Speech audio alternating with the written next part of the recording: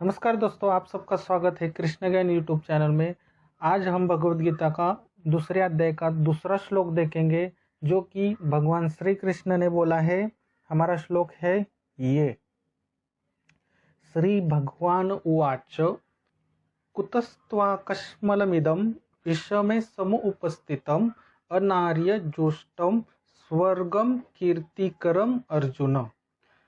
श्री भगवान उवाच कुतस्त्वाकश्मलमिदं विषमे समुपस्थितम् अनार्यजुष्टं स्वर्गयम् अकीर्तिकरम् अर्जुन। अब हम दोस्तों इस श्लोक का संधि विच्छेद और उसका हिंदी अर्थ देखते हैं। हमारे श्लोक की पहली लाइन है कुतस्त्वाकश्मलमिदं विषमे समुपस्थितम्। इसका संधि विच्छेद करते हैं। कुतस्त्वा का संधि विच्छेद कैसे होगा? कुत धन त्वा। कश्मलमिदम का संधि विच्छेद कैसे होगा? कश्मलम। विषमे समुपस्थितम का संधि विच्छेद जैसे है वैसे ही आएगा। अब हम इसका हिंदी अर्थ देखते हैं। कुतस्त्वा का हिंदी अर्थ होता है कहाँ से तुम्हें। कश्मलमिदम का हिंदी अर्थ होता है अज्ञानता। विषमे इस समय, समु उपस्थितम, सम यानी कि सामने, उपस्थित यानी कि उपस्थित हुई। ठीक है दोस्तों, अब हम श्लोक की दूसरी लाइन देखते हैं।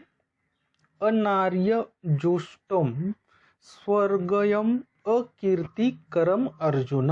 इसका संधि विच्छेद करते हैं। ध्यान देना दोस्तों, ये एक ही लाइन में श्लोक है, बड़ा है थोड़ा। अनार्य धन जुष्टम, म जो है वो हलंत आएगा और उसका जो अ का स्वर है वो अगले शब्द में जाएगा। अस्वर्गयम, फिर म हलंत आएगा और जो अ है वो दूसरे शब्द में जाएगा। धन अकीर्ति, धन करम, म जो है वो हलंत आ जाएगा और जो अ है वो दूसरे शब्द में जाएगा। अर्जुन। तो हमारा इसका संधि विच्छेद कैसे हुआ? अनार्य धन जुष्टम धन अस्वर्गयम धन अकीर्ति धन करम धन अर्जुन। अब हम इसका हिंदी अर्थ देखते हैं। क्या है इसका हिंदी अर्थ? ये उस मनुष्य को अनुकूल नहीं है जो जीवन के मूल्यों को जानता हो।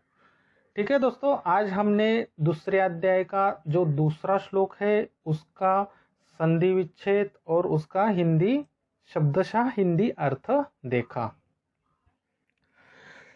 संस्कृत श्लोक कैसे पढ़ते हैं और श्लोक का हिंदी अर्थ क्या है, अब वो हम देखते हैं। किसी भी श्लोक को पढ़ने के लिए दोस्तों हम लोग उसके 4 भाग करते हैं। यहाँ पे हम 3 बार श्लोक बोलेंगे। कृपया करके आप भी पीछे से दोहराइए। कुतस्वाकश्मलमिदं विषमे समुपस्थितम् अनार्य जुष्टम स्वर्गयम् अकीर्तिकरम् अर्जुन। कुतस्वाकश्मलमिदं विषमे समुपस्थितम् अनार्य जुष्टम अस्वर्गयम् अकीर्तिकरम् अर्जुन। कुतस्वाकश्मलमिदं विषमे समुपस्थितम् अनार्य जुष्टम अस्वर्गयम् अकीर्तिकरम् अर्जुन। ठीक है दोस्तों, अब इसका हिंदी अर्थ देखते हैं। ये श्लोक जो बोला है ये भगवान श्री कृष्ण ने बोला है। भगवत गीता का जो पहला अध्याय था उसमें हमने 47 श्लोक देखे और भगवत गीता का जो दूसरा अध्याय है उसका पहला श्लोक है वो संजय द्वारा बोला गया है। अब भगवत गीता का दूसरे अध्याय का दूसरा श्लोक है। दूसरा और तीसरा श्लोक भगवान श्री कृष्ण ने बोला है। अब भगवान श्री कृष्ण अर्जुन को क्या बोलने वाले हैं ये इस श्लोक से देखेंगे। पिछले अध्याय में और पिछले श्लोक में हमने क्या देखा था वो आपको पता ही है। अब भगवान श्री कृष्ण क्या बोल रहे हैं अर्जुन को? कुतस्त्वाकश्मलमिदं विषमे समुपस्थितम्, कहाँ से तुम्हें अज्ञानता इस समय उपस्थित हुई। ध्यान देना, भगवान क्या कह रहे हैं कि कहाँ से अज्ञानता इस समय तुम्हें उपस्थित हुई। इस समय विषय क्यों बोला गया है? क्योंकि अर्जुन अभी कहाँ है? अर्जुन कुरुक्षेत्र की युद्ध भूमि पर है। ऐसे नहीं कि अर्जुन घर पे बैठा है। अगर वो घर पे बैठता है तो वो विचार कर सकता है, लेकिन अगर वो युद्ध भूमि पर है, आखिरी स्टेज पर है, तो उसको करो या मरो यही करना है। इसलिए यहाँ पे भगवान श्री कृष्ण ने प्रमुख शब्द जो है विषमे समुपस्थितम, इस समय उपस्थित हुई। क्या? कश्मलमिदम, अज्ञानता इस समय कैसे उपस्थित हुई।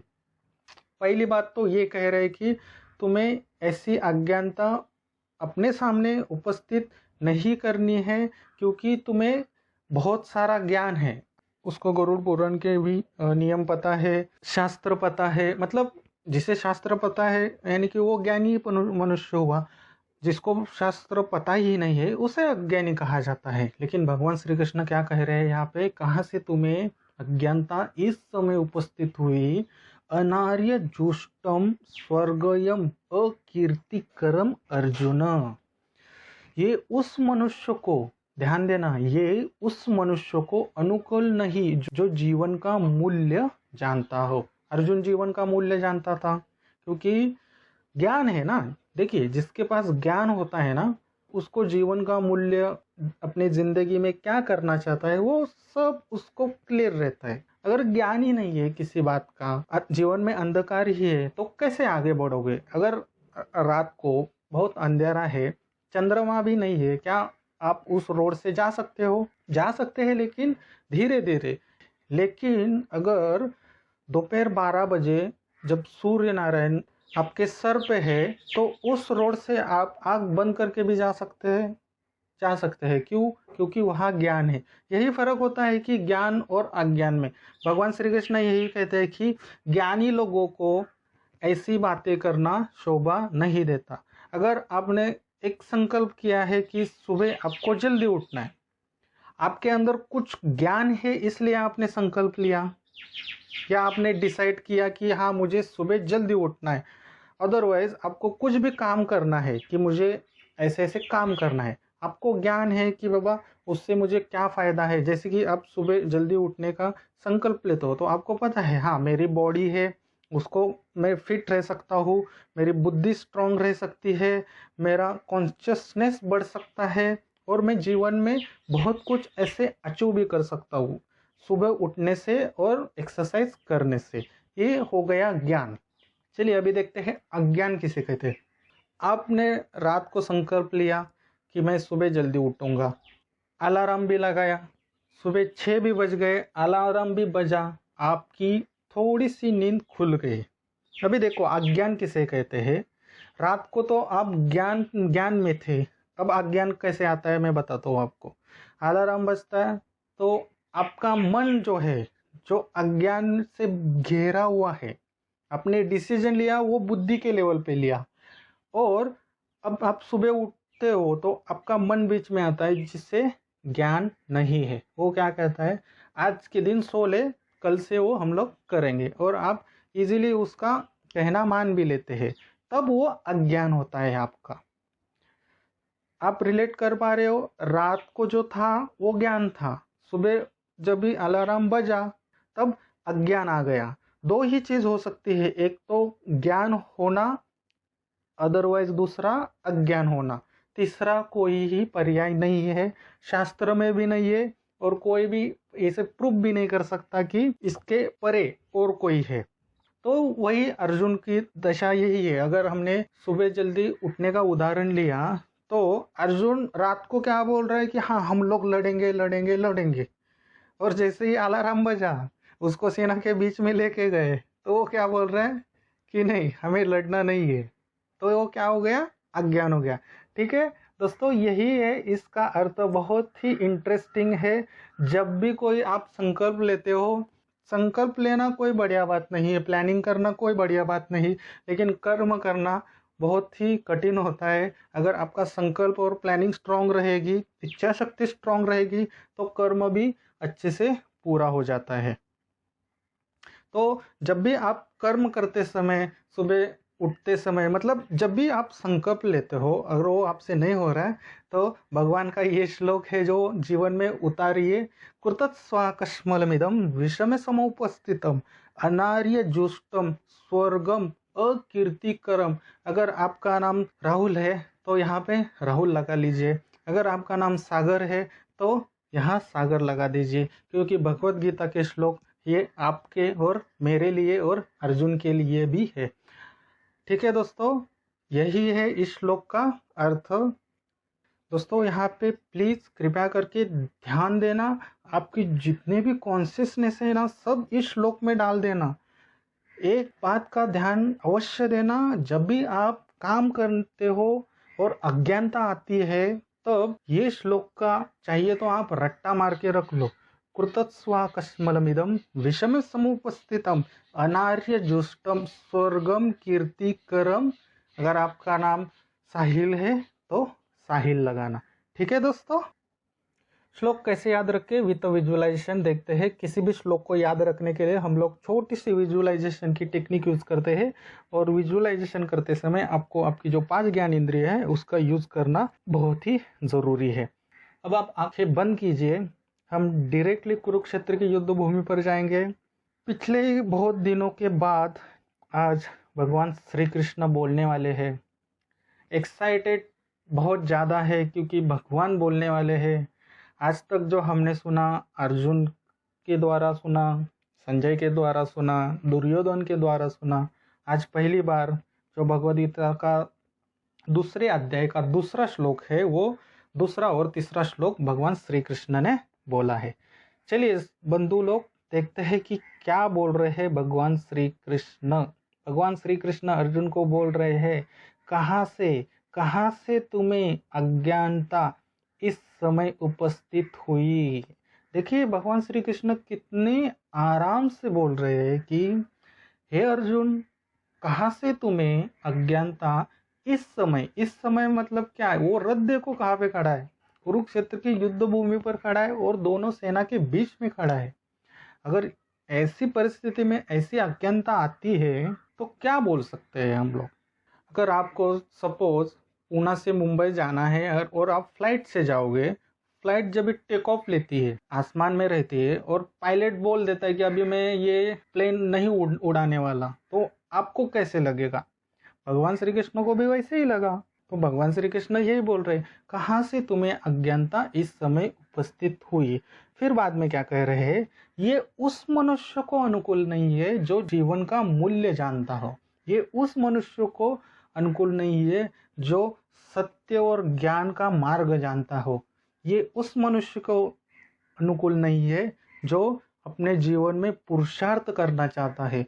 ये उस मनुष्य को अनुकूल नहीं है जो अपने जीवन में बहुत कुछ हासिल करना चाहता है। आप भी अपने जीवन में बहुत कुछ हासिल करना चाहते हैं ना, तो ऐसे जब अज्ञानता आती है ना तभी ये भगवान श्री कृष्ण का श्लोक याद रखिए। ठीक है, ये बहुत ही महत्वपूर्ण है। ये मैंने मेरे जीवन में बहुत बार अप्लाई किया है, जब भी मेरा काम भी हो जाता है। ठीक है, मैं श्लोक बोलूँगा, आप पीछे से उस विजुअलाइजेशन को श्लोक के माध्यम से कनेक्ट करने की कोशिश जरूर कीजिए। कुतस्त्वा कश्मलमिदं विषमे समुपस्थितम अनार्य जुष्टम स्वर्गम अकीर्तिकरम अर्जुन।